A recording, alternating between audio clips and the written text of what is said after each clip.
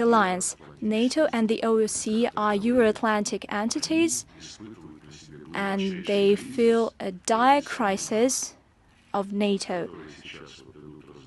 Currently, there are discussions ongoing within NATO whether it's time to shut it down because one NATO member intends to attack another NATO member, but that's a different story.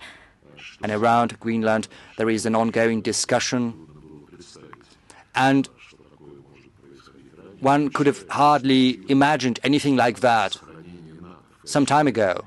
Right now, there are talks about the prospects of keeping NATO as a single Western political and military bloc.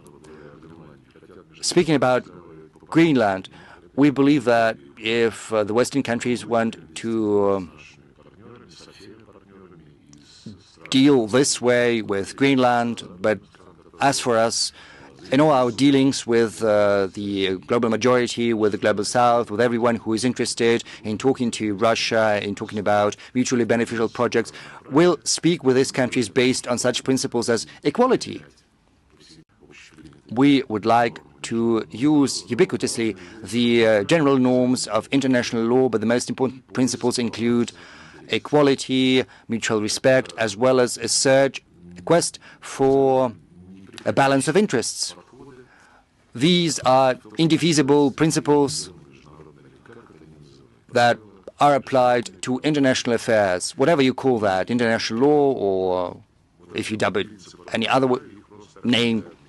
These principles of equality cannot simply be unmade. Well, of course, those who've got more resources will have greater influence on the outcome. But that said, we still need to search for an outcome which will represent a balance of interests. If you read up on the statements by the European politicians, leaders, and Kaja Kallas and Ursula von der Leyen, Macron, Starman, Rutte, everyone, they're seriously preparing for the war with the Russian Federation. They're not hiding that fact. When the classic use of the international law as the foundation for multilateral relations was substituted by something that is commonly known as a unipolar world, when the United States were leading the Western bloc, including NATO, essentially decided that the end of history has come, as was declared by Francis Fukuyama in his famous book. They were thinking that no one would stand in the way of Western dominations with all of its theories, liberal, non-liberal, conservative, and so on. So the West was dominating in the world sphere, according to them.